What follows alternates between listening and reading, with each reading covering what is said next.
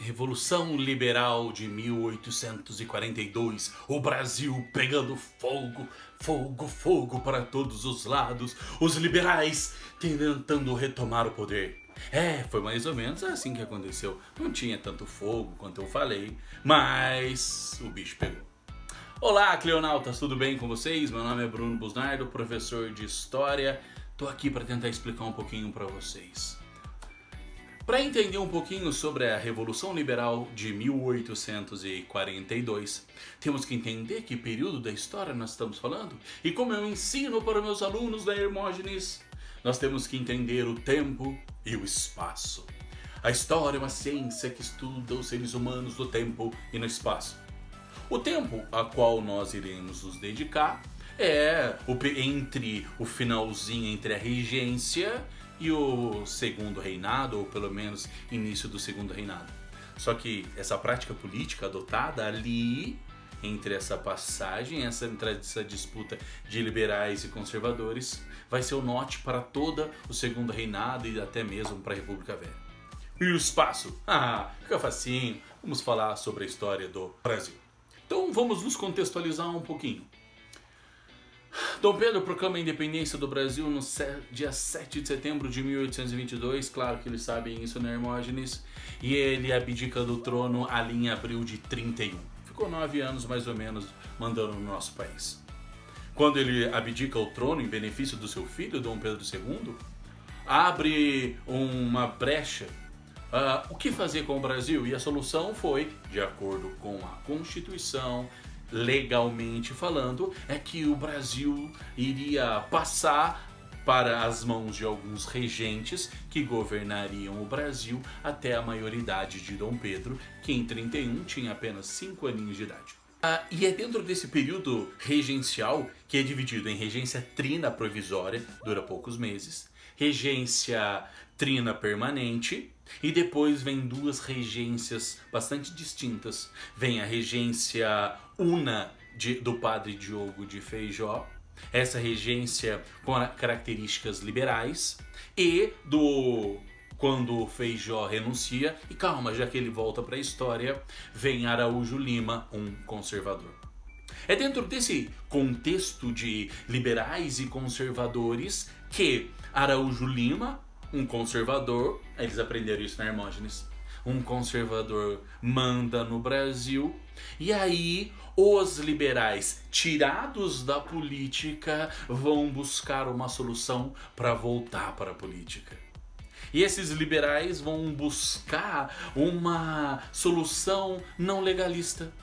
A solução dos liberais será o golpe da maioridade, tenho certeza que tu já ouviu falar sobre isso. Esses liberais se aproximaram de Dom Pedro e incentivaram, fizeram o clube da maioridade, e assim Dom Pedro, aos 14 anos, se torna o novo imperador do Brasil, e não aos 18, como a lei determinava. Brasil respeitar as leis. Um sonho a ser alcançado. Voltando. E aí os liberais estão fora do poder. E eles conseguem voltar ao poder através do golpe da maioridade. Dom Pedro nomeia o Ministério dos Irmãos Bonifácio. E este ministério, formado por liberais, tinha um incômodo, uma pedra no meio do seu caminho. E essa pedra era o parlamento. O parlamento brasileiro era formado por conservadores. E claro, este ministério vai conseguir dissolver a Câmara Parlamentar do Brasil para a realização de novas eleições. Só que essas novas eleições vão entrar para a história com nome exótico. Será chamada Eleições do Cacete. Eleições do Cacete pelo uso extremado da violência. Os chamados Papos Amarelos, milícias organizadas com até mesmo apoio da polícia, incentivavam através da violência e até mesmo de assassinatos que os liberais vencessem aquelas eleições e a composição do parlamento fosse de maioria liberal. Essa é a ideia ali. Somado a isso, esse Ministério dos Irmãos também nomeou novos presidentes provinciais. Não está errado. É presidentes provinciais, isso mesmo. Na época era presidente província. Província é a mesma coisa que estado, presidente da província.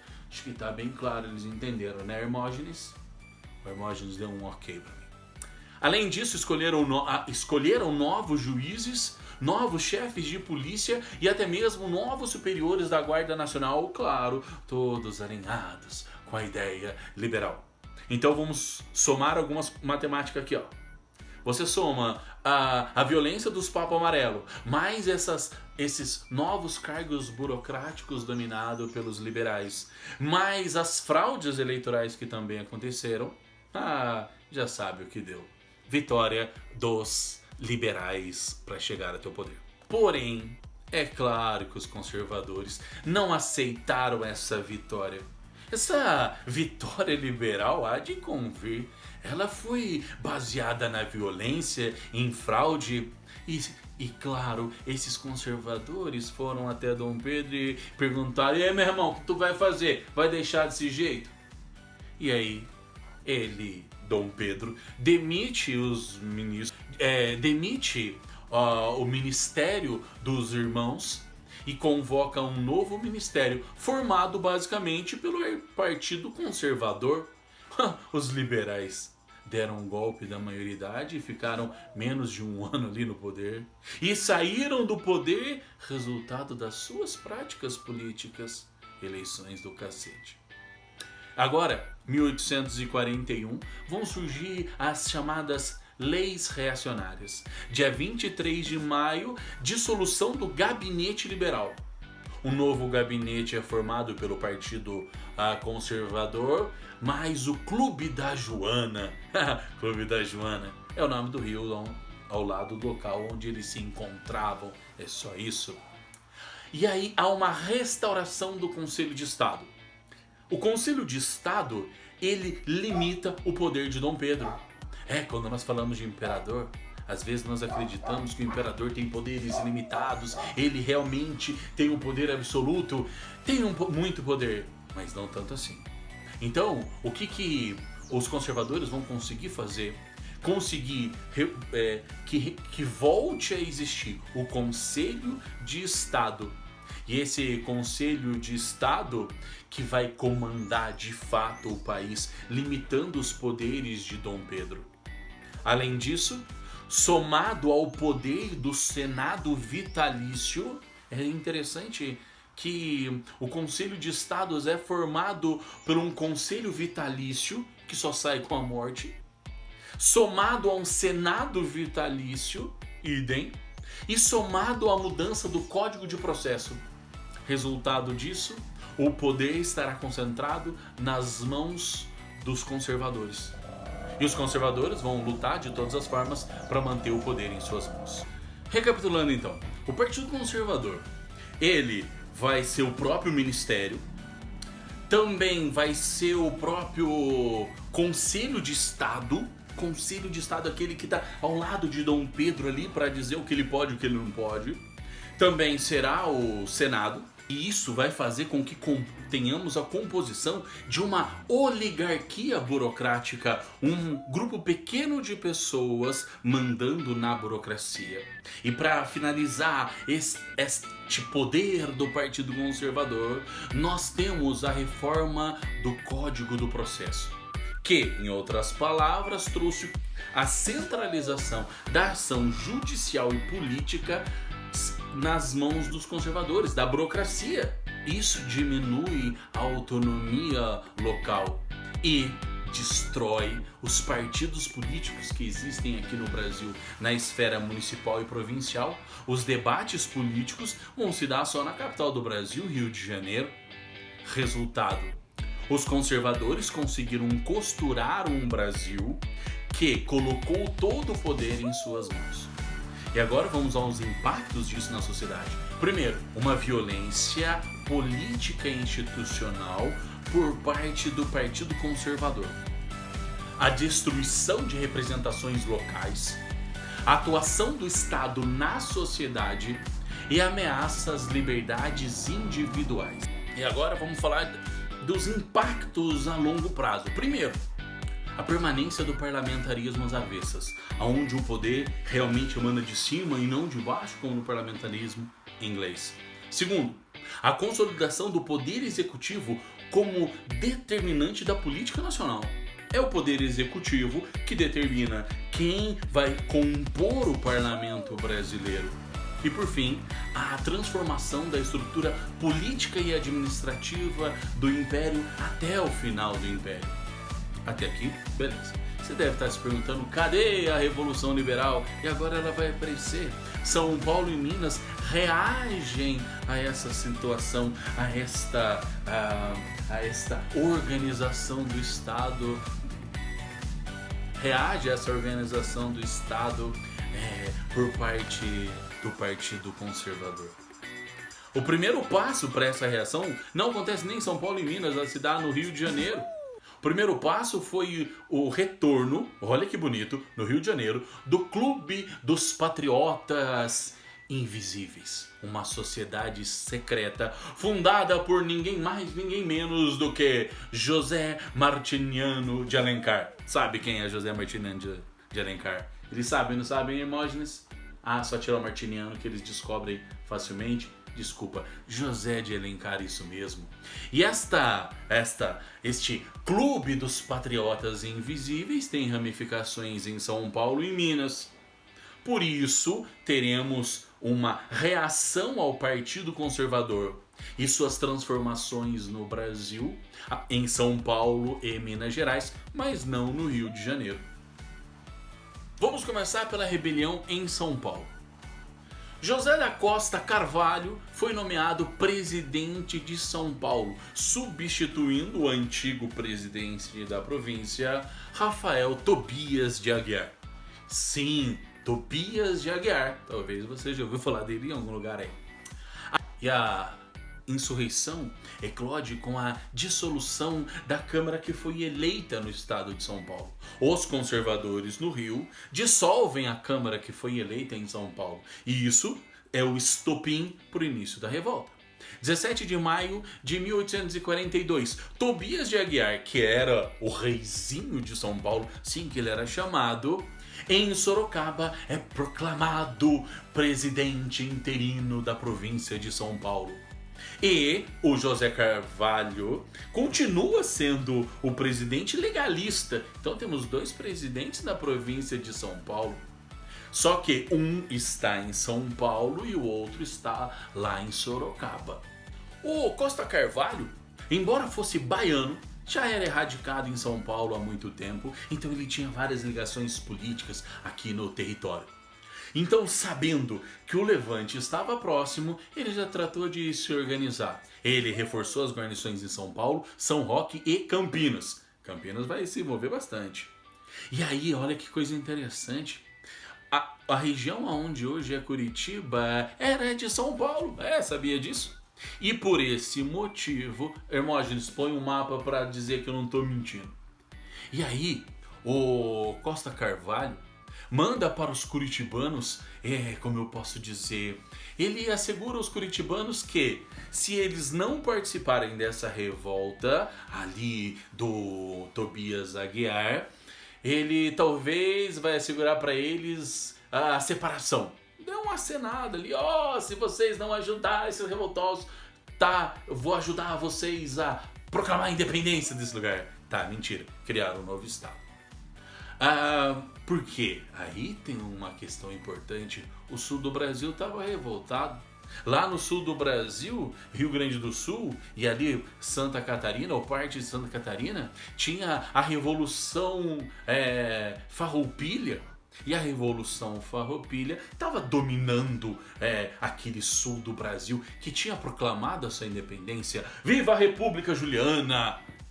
Viva a República Rio-Grandense! Era um outro país. Nenhum outro país reconheceu a independência destes. Mas ocorria o risco das farroupilhas chegar e se juntar aos paulistas. Então, por isso, Costa Carvalho foi bem maroto, né? Trocando ideia com os curitibanos. Falou, segura os caras aí. Costa Carvalho aí recebe uma ajuda de peso. o Conde de Caxias, ou ele era duque ainda? Não, ele era Barão de Caxias ainda. O Barão de Caxias, que tinha resolvido uns BO no norte do Brasil, em outras revoltas regenciais, veio para São Paulo, desembarca ali em Santos, se eu não me engano, e manda parte das tropas aqui para o Vale do Paraíba, da onde eu falo, Vale do Paraíba, e manda tropas também para Curitiba, para cercar a situação ali e para que a situação não se amplie. Os rebeldes ali de Tobias de Aguiar até tentam assaltar a capital, tentam atacar a capital, só que eles são surpreendidos por Caxias, que era o comandante do exército. O Caxias, através de uma artimanha ali, dizendo que ele tinha muito mais soldados do que realmente tinha, que é legal, ele pede 2.000 refeições para os seus soldados. E então dá-se a entender de que os soldados de Caxias eram em número maior do que eles eram naquele momento. Vão passar de 2.000, mas naquele momento ainda não eram. Resultado, eles atacam próximo à ponte do Rio Pinheiros, os rebeldes vão se debelar.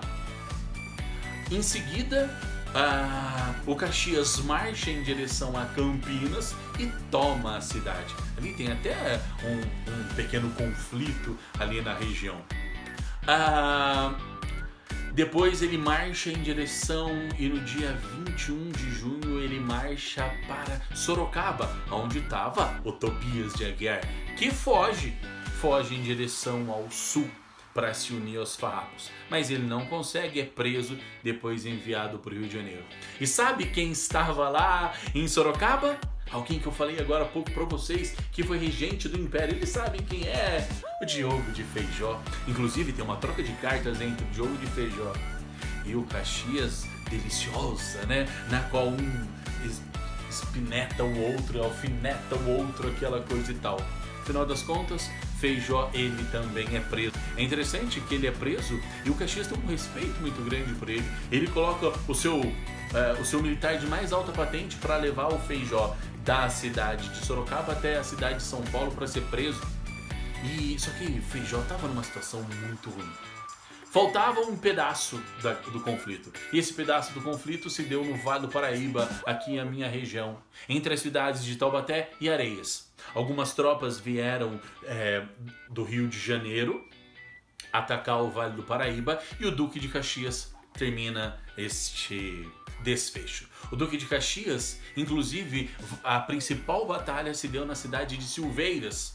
8 soldados imperiais foram mortos, enquanto 40 rebeldes foram mortos. Só que aí tem uma mancha aí no currículo do Caxias. Os seus soldados, em virtude da morte e dos feridos, eles atacam a região, atacam a cidade de Silveiras. Porém, agora acabou a rebelião, pelo menos em São Paulo. Vamos falar agora sobre a rebelião em Minas. Minas, ou melhor, os liberais mineiros descontentes com os conservadores e a situação a qual o Brasil se encontrava, no dia 10 de maio de 1842, a parte da Guarda Nacional aclamou José Feliciano Pinto Coelho como presidente interino. E o presidente legalista escolhido pelo imperador, Bernardo Jacinto de Veiga, Bernardo, bem Canjordão mesmo, né? Bem aqui na minha cidade, que beleza. Ele vai ter que juntar tropas e forças para lutar contra o Pinto Coelho. Não vão confundir nada com outra coisa. Ficou uma bosta essa parte. A principal vitória dos mineiros se deu na cidade de Queluz. Porém, depois dessa primeira vitória, ele teve uma sequência de outras derrotas e fugas, e foi fugindo. E para piorar a situação, eles descobrem que São Paulo acaba de ser derrotado. E para piorar a situação, sabe quem entra na guerra? Quem entra na guerra? Duque de Caxias. Duque de Caxias vai para lá também para resolver o problema. Eu acho que vocês já imaginam o que vai ser. Inclusive, nesse contexto de algumas derrotas, eles falam para o então empossado Pinto Coelho: perdeu o Playboy. tu é muito de boa pra esse lugar, nós precisamos de um cara mais exaltado. E aí colocam o exaltado Teófilo Otoni como novo presidente. Mudou alguma coisa? Não. Os revoltosos são derrotados em Ouro Preto, então capital de Minas Gerais. E é até interessante, o Duque de Caxias faz uma manobra militar ali que não compete aqui falar, infelizmente, porque esse vídeo já tá grande para caramba, mas ele faz os revoltosos de trouxa. Por fim, Duque de Caxias vence este último reduto ali na cidade, ou próximo à cidade de Ouro Preto, e um novo presidente, escolhido pelo imperador ultraconservador Francisco José de Souza Soares de Andrade. Este é o novo presidente da província. E assim parece que acabou a revolta. E esse é o título da aula, não tem problema. Vamos a algumas consequências que eu acho interessante. A revolta se deu em... Eles sabem, né, que foi em 42, não preciso repetir. Ótimo. Revolta então se deu em 1842, 2 aninhos depois o imperador anistiou os rebeldes, falou: vocês estão perdoados? Sim, vocês queriam tomar o poder, mas agora vocês estão perdoados. Que bonzinho esse imperador. Não acha, Hermógenes? E agora, tem um ponto extremamente importante. Esses liberais deveriam estar putos da vida porque não conseguiram seus objetivos.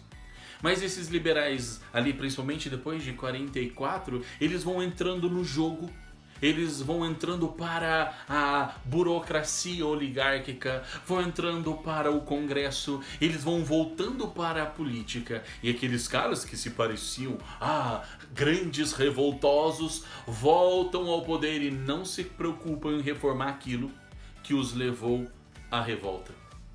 Eles se encaixam dentro daquele sistema. Eles perceberam que contra era ruim. Então, se eu não posso contra, serei favorável. E agora vamos a uma reflexão. O modus operandi ali do Partido Conservador, depois que eles vencem os liberais, eles se mantêm no poder. E aquela estrutura burocrática do Estado que eles impuseram com o Conselho de Estado, o Senado, a diminuição dos poderes provinciais se tornou um mote até o final do Império Brasileiro. E aqueles liberais revoltosos de 42 agora estarão amansados. Eles percebem que aquela estrutura montada pelos conservadores é até boa para eles. Há uma frase interessante ali nesse momento da história que diz que a diferença entre liberais e conservadores é quase impossível de ser observada.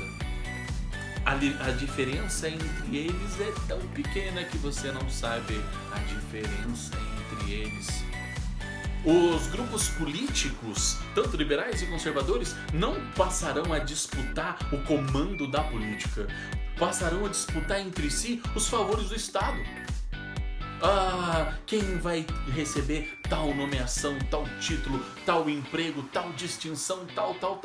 É isso que eles vão disputar. Eles vão parar com aquelas disputas políticas, embora haja disputas políticas dentro do parlamento, mas isso não vai ser mais a coisa mais importante do Império.